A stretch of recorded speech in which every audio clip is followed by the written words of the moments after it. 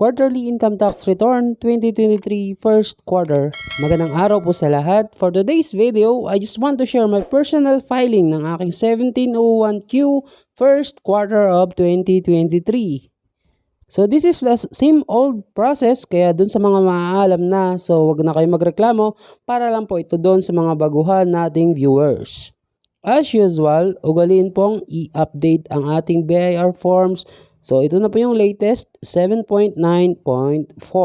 At please naman, kung bago ka pa lang dito sa aking YouTube channel, please hit like and subscribe naman dyan. Let's start! Open your EBIR forms, then enter your basic details there, like TIN number, RDO code, line of business, and etc. So for the line of business, meron po tayo dyan sa ating COR, doon po yan nakikita. Again, correct email address is mandatory as per BIR reminder. Ngayon pa lang, humihingi ako ng pasensya dun sa mga viewers natin na nagko-comment na hindi ko nasasagot kasi nga, hindi po lahat ng comments ay nababasa ko kasi kadahilan ng tayo po ay busy din sa ating trabaho. So ito po ay ginagawa ko lang tuwing gabi pagkalabas sa trabaho, kaya hindi ko rin talaga mababasa yung ibang comments, yung mga tanong. So, pasensya na po talaga. Moving on, under the list of BIR forms, ipiliin po natin yung 1701Q version 2018 at may nakalagay po dyan sa dulo na new. Yan po yun. Click fill up.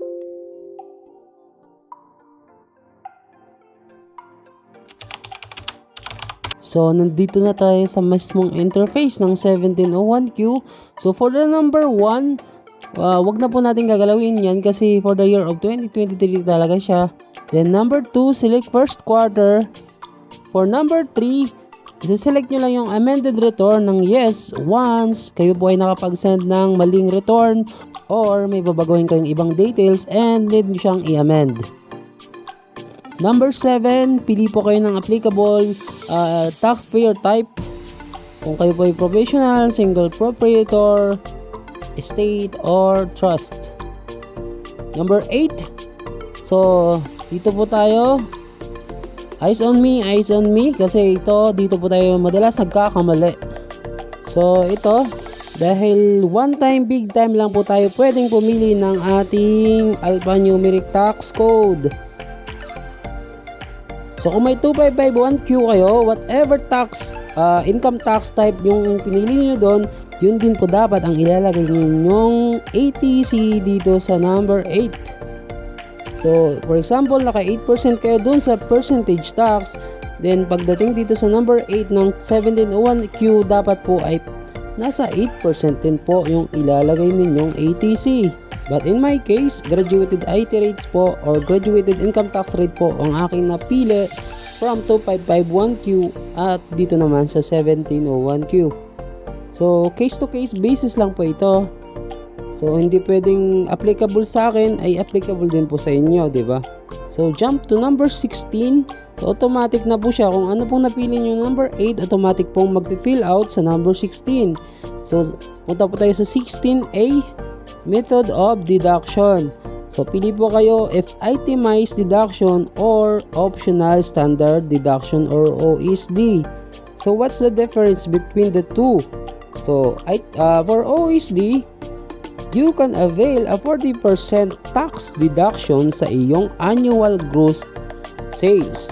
While sa itemized deduction naman, BIR allows you to claim higher proportion of deduction na allowed given na meron dapat documents supporting your deductions like receipts, etc. So kung alin man sa dalawa ang sa tingin nyo makakatipid kayo o makakalis kayo ng taxes, so go for it.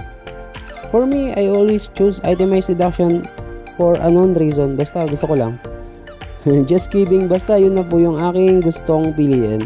So proceed to page 2. Dun po tayo mag-entry ng ating figures. Under part 4 of computation of tax due, so number 36, dun po natin ilalagay lahat ng gross sales natin from January, February, and March. So So, punta po tayo sa ating book of sales. So, ilagay po natin lahat ng gross sales dyan. So, the total amount ng gross sales natin for the past 3 months. So, gross po ito ha. So, gross sales. Walang bawas-bawas. Let's say na I have 28,000 pesos for the past 3 months. So, January, February, and March, naka 28,000 pesos ako. Then, for the cost of sales, sa number 37, ilagay nyo lang po dyan yung magkano yung pwede nyo ibawas. So, given na dapat supported by documents po ito. So, nung mga resibo, make it a habit na magtabi ng mga resibo na allowed i-deduct sa mga income mo, di ba? So, ganito na lang po yung aking taxable income. So, ganun siya kaliit. And then, for the tax due is 0. So, wala po tayong babayaran dyan. Then, click validate. So, once validated, it means correct po lahat ng ating figures and details. And proceed na po tayo sa final submission ng ating copy. So nga pala, medyo mahirap talaga mag-send o mag-submit ng final copy sa BIR these days. So hindi ka talaga makaka-perfect na isang send lang, magsasend na siya. So usually, nag-fail po ito. So ayun, katulad niyan. So ang gagawin mo lang, uulitin mo lang siya ng ulitin hanggang sa mag-send. So ika nga, patience is virtue. That's it. Ayun, nakuha siya sa 2 subok lang. So ganun lang po, no? So sana naintindihan nyo yung video na to. So ang purpose ko lang naman is makatulong. So that's all for today's video.